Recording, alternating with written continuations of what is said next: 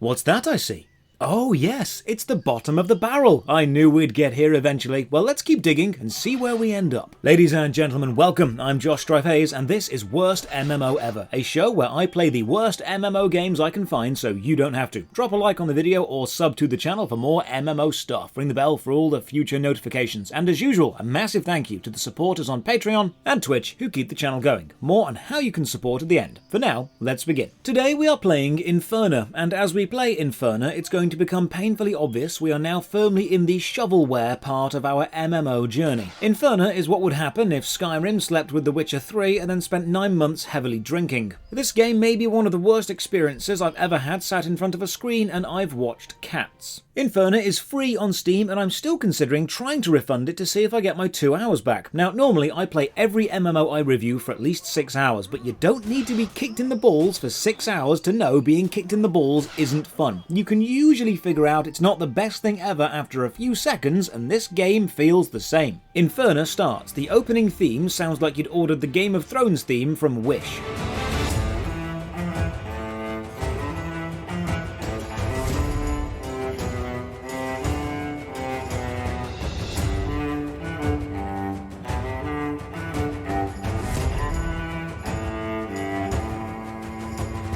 Character creation, we have 4 classes: the warrior, mage, assassin or half demon, and you have little stats showing you how good they are at PvE and PvP, which is actually quite a nice touch. Obviously we're going with the half demon because deep down I never truly got over my emo phase, and occasionally I still listen to the Rasmus and sing Guilty out loud. We get to do some extremely basic model manipulation and then the game starts, even though part of me wishes it hadn't. Now, to be fair to the game, the landscape looks fine. The character model looks like Play-Doh and everything has that cheap low quality feel to it, but I mean aesthetically the environment isn't awful. WASD movement, space is punch. Okay, so space is attack. Kind of like Metin 2.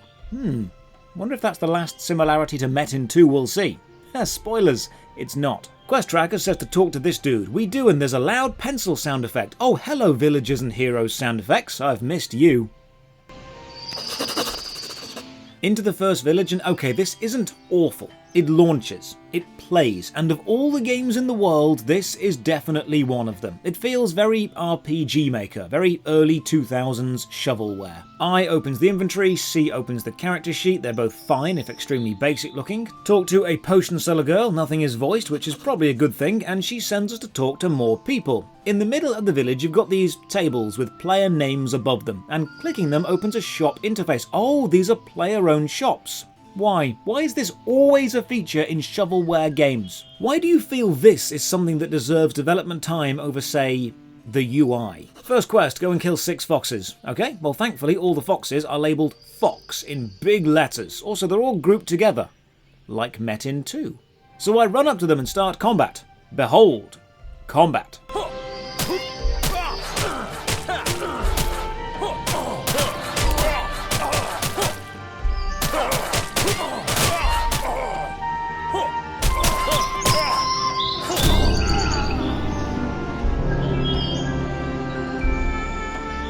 I died on the first quest. Is this what we're going to do? Game, is this how it's going to go? Okay then. Wonder if I have any items I can equip to make combat easier. I check and yes, I have a sword.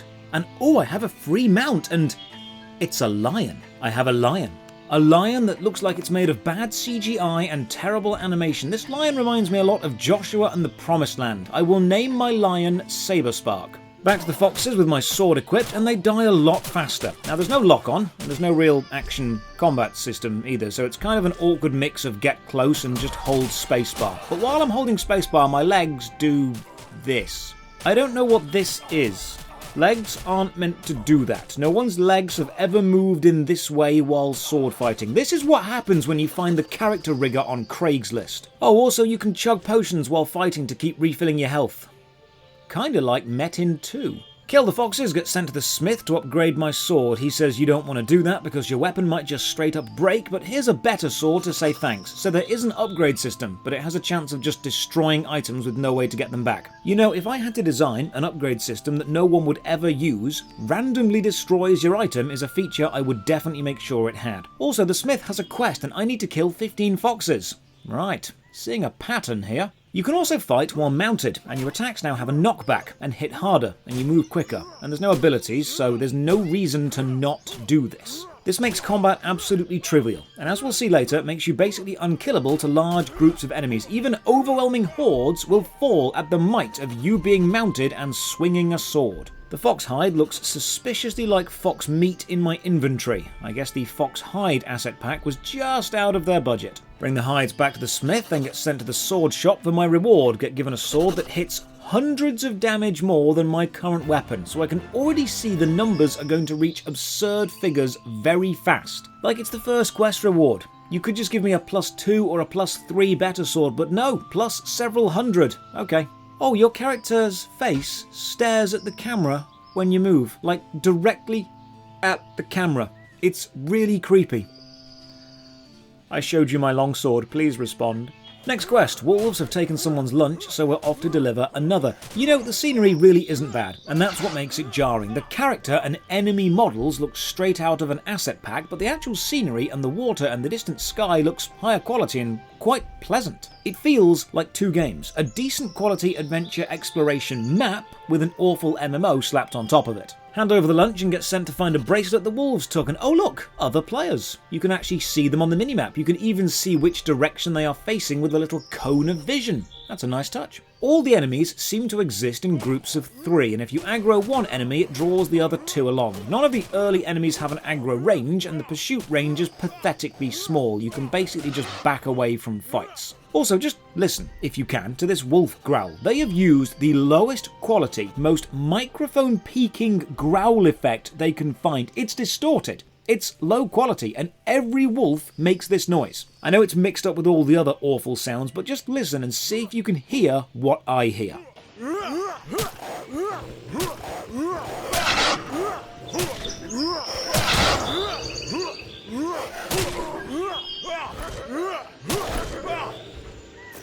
Everything about this game feels like the cheapest asset arranged in a somewhat competent way. I mean, it works. The game exists and it downloads and it runs, which by the way is more than can be said for Lord of the Rings Online, which this episode was supposed to be about until I spent 6 hours trying to make it run on my PC, only to discover Standing Stone Games, the people who currently have control of Lord of the Rings Online, haven't optimised it for DirectX 12, and my PC is literally too good to run Lord of the Rings Online. Like, I spent 5 hours trying to make this piece of absolute junk run. There's a whole video coming on this soon. It was dire. So at least Inferna is better than Lord of the Rings Online in that respect.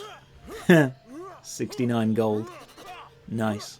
Find the bracelet on a wolf and ride back to hand in the quest. This lion is related to the horses from Skyrim. It does not care for the laws of physics. Gravity means nothing to sabrespark. Hand in the quest, get given some boots, and another quest. Kill 18 wolves. Are you having a laugh game? Is this your content? Are you being real? Is this what you feel passes for acceptable early game engagement? I have a quick glance over at the Steam reviews because part of me feels like I'm hallucinating this game, and tomorrow it'll be gone from my Steam library and I will only ever remember it, and in years from now I'll read a creepypasta about it and it will invade my dreams. And oh look, a review. If you like Metin 2, you'll like this game.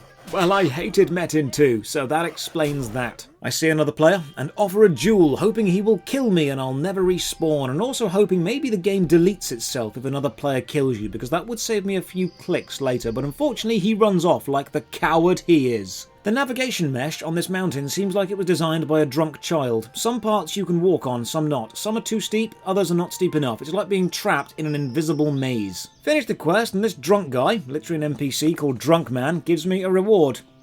You know what this game feels like? I've just worked it out. You know when you're watching a really average movie and there's a scene of a kid playing a video game, but they didn't want to actually license or use a real video game, so they just had the film set software intern knock up the most generic looking adventure game ever made, so they can have something on the monitor, and the kid pretends to be really into it, and the mum says, hey, it's time for bed, and the kid gets annoyed, and that's the only time you ever see that game in the film. This feels like playing one of those games. This is the crappy royalty-free game you see being played in an average film. The next quest needs me to kill some more wolves, so I guess I have to do that. This feels like a second-year university project. Like, yeah, it's competent, and the multiplayer framework clearly works, and there's enemies and items and there's mechanics, but there's no real substance or reason to do anything. This feels like I'm playing a proof of concept more than a game. And oh, the Steam page does proudly state this is a game made by 3 people. And I don't mean to take away your accomplishment. Making an MMORPG is an incredibly difficult task for any team, and that's the exact reason I suggest against small teams making them. You may be proud you're a small team, but the audience, or in this case the customer and the gamer, don't actually care about the size of your team. They care about the quality of the game they get to play, and so far this isn't good. No one is going to keep playing a game they don't enjoy and just keep repeating to themselves, it was made by a small team, therefore I must play. Hand in the quest to get another quest. Kill 8 young wolves. This is my life now. I am the wolf killer. Why is this axe just floating in the air? Of all the things that could have gone wrong, why is this one of them? You know what, forget combat, this is boring. I'm going to go and explore because the landscape is nice, and exploring helps me realise one major thing. This game is basically 3D Metin 2. The density of enemies, the naming conventions being generic and switched like wolf, fox, young fox, grey fox, young grey fox, hybrid wolf, hybrid fox, and how they're all mixed in groups together. This is just Metin 2 Play-Doh Shovelware edition. This bridge to the tower is quite nice though. There's nothing in the tower, but the stone texture below the bridge looks really good. This feels like 2 games, the actually quite passable environment and the god-awful everything else. I push onward toward the edge of the map because it looks like a link to a bigger town, and there's no world map, so I don't know where I am in relation to anything else. Find the town. This town has players and more player shops, and why? Why are you playing this? Are you aware other games exist? I'll never say someone is wrong for enjoying a game. You can like whatever you like, that's your prerogative, but is this some kind of Plato's cave thing where you only know about this game? Are you ignorant to the greater gaming world beyond this? Are you being forced to play this? Do we need to call someone? Oh, the map has auto move, that's good. It means I can cradle my head in my hands and question what my life has become while moving from place to place. This game feels like if the Elder Scrolls were dropped on its head as a baby and spent all its preschool years eating glue. I just run through the higher level zones because exploring the unknown land is the only faint flicker of enjoyment I'm finding in this steaming pile of shovelware, and then I reach the next area transition and I'm told, nope, you need to be level 25. And then I die, and unfortunately I respawn and the pain continues. I'm back in the larger town, and I'm bored. I'm just so overwhelmingly bored. I really try to give every game I play a good 6 hours, because I know sometimes MMOs can take a bit to get going and you've got to set some stuff up, but honestly, do you think this gets better? How much better would this need to get to justify this start? You know what? This has sealed the deal. Let me tell you about something new and exciting and hopefully happening quite soon. I love MMORPG games. I've made this entire channel about them. I've made guides, opinion pieces, should you plays, I've finished Otherland, and we're nearing the 50th worst MMO ever episode. This channel is MMO focused and it's staying that way. But I'm a gamer. I love all sorts of games and all genres, and I want to play and review other games, both old and new, good and bad, in the same style I've been using on this channel. I want to review them and analyse them, but putting anything not MMO related onto this channel would wreck the algorithm placing of this channel. YouTube kinda needs you to stick to your niche, and pushing outside of it doesn't end well. Plus, I mean, some of you might only want MMO content, and that's fine, but I want to expand the scope of my gaming and my reviews. So, while still keeping this channel going and keeping the worst MMO series going with a new episode each week, I will also be working on a new channel called Josh Strife Plays, because I am really clever at making up names. It'll have reviews, playthroughs, opinion pieces, maybe even a worst game series of its own. But that will be focused on all types of games, old and new, not just MMOs, and importantly, games recommended by you. It'll let me play games you suggest and remember from your childhood. Look into major moments in the gaming industry, the developers, the producers, the games that changed the world, from Baldur's Gate to Bioshock, Time Splitters to Tony Hawk's, Soul Blazer to Soul Reaver, and everything in between except football games. The new channel is linked in the video description, and at first it won't be updated as frequently because I'm just one guy in a room trying to manage 2 channels, but it's got no genre limitation and scope to cover all of gaming. It's going to let me really expand my creative window and share games I love with you and games you love with me. Or, you know, maybe it'll turn into another play the worst games you can find series. Who knows? Whatever happens, it'll be great to see you over there. Right, let's get back to whatever this game is called. The main village has no more quests for me. I've explored around and all I've managed to find is this building, clearly made by the world's worst architect because the stairs are right across the main entrance. You'd think you'd notice that on the blueprints or, you know, stop when you're building it, but nope, just built them right there. Click on this food NPC to try and trade and they're not even named in the trade window, they're just referred to as half-demon male. What fantastic immersion. Kill more young wolves. Look, I don't want to do combat because I can feel my brain cells dying as I do it, and I don't want to explore because there's no point because you hit level gated areas and then die because you're surrounded by high level enemies. I can't find any more quests to help me speed up the leveling process, so what am I doing for fun? I go and kill 12 grey foxes, and while I do, let's read some reviews. This game replicates what Metin 2 does in every way. You can call it Metin 3. The damage numbers are the same, the mounted combat is important and the only way to grind. There are rifts instead of metins, mouse click to move. Same questing system, same enchanting system, same vendor and storage system, same character skills and stats and inventory system, same keybinds for almost everything, even the crap player market system is the same. Simple, old school MMO. If you enjoy RuneScape or EverQuest, you will love this game. There doesn't seem to be crafting, but if you want just questing and killing, this is a good one. It looks so empty and glitchy. I know it's early access, but it was released back in 2019. I don't see a future for this game. To upgrade your items to a certain point, you'll be asked to bring gold and materials. Those materials are dropped by pretty much each and every monster of the game, and each type of monster has its own material. A young fox will not have the same material as a normal fox, for example. Where's the problem? Well, if the items you're asked to bring are dropped by a monster which is 15 level below yours, turns out it's doomed to be the case for pretty much every set of armor weapons past level 15 because it was designed like that, it's intended, you can't get them yourself because anything that's 15 levels below your level won't drop anything anymore. You either make an alt, one will definitely not be enough though, or buy those items from other players, assuming anyone is selling them, knowing that they will be overpriced. I had a look at the last tier of equipment you can get from the game, level 56, and most of the materials required to upgrade it are dropped on level 20 to 30 monsters. It doesn't make any sense. Need a bit work, but still recommended. This review has 542.8 hours played. Are you okay? I hand in the quest and it just kinda ends, no more quest line. I can see an old church on the map, maybe there's something to do there, so I run on over and you can't climb the stairs. Or go inside. The door's open, but the church asset is just for show, which is why we find the priest standing around the back of the building, outside, staring at the wall. Top quality programming there, guys. Top quality programming. Find a lake, speak to the fishermen, they are another shop with nothing to trade, also referred to as half-demon male, and then I find a rift in the floor, which spawns enemies, much like the MMO Rift, which had rifts in the floor which spawned enemies, or the Elder Scrolls Online, which had dolmens, which were basically rifts in the floor which spawned enemies, or Metin 2, which had metins, which were rifts in the floor which spawned enemies. This game really is just an amalgamation of Metin 2 design with clunky 3D pseudo-action gameplay, isn't it? Standing by the rifts spawns waves of enemies, and when you kill that wave, more waves spawn. Literally exactly like Metin 2, and I'm able to survive the waves and best them using the intricate skill of hold down spacebar. Eventually, after defeating the final wave, the rift explodes and I get a load of magic essence items, just like Metin 2 again. Oh, and the questline has come back. Maybe killing the rift shocked the game into giving me something to do, so I follow it, and it wants me to kill 14 grey wolves. So I go and do that, because this is the standard I have come to expect. And then it wants me to kill 15 young boars, and you know what? No.